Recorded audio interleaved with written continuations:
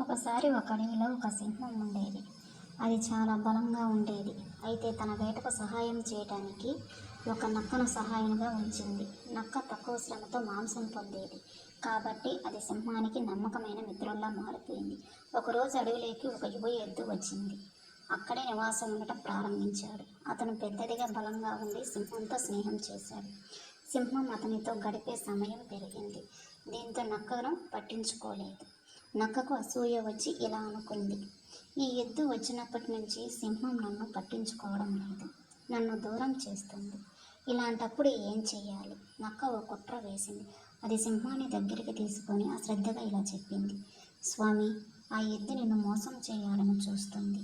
నిన్ను చంపి అడవిని ఏలాలని చెప్తున్నాడు. సింహం మొదట నమ్మలేదు. కానీ నక్క తరచూ ఇదే చెప్తూ మాటలు తప్పుగా చుట్టేసి చెప్తూ నెమ్మదిగా సింహాన్ని కోపంలో నింపింది. ఒకరోజు సింహం ఆ ఎద్దుపై దాడి చేసి అతన్ని చంపేసింది. ఆ తరువాత సింహం బావురమంది, అతను నన్ను మోసం చేసి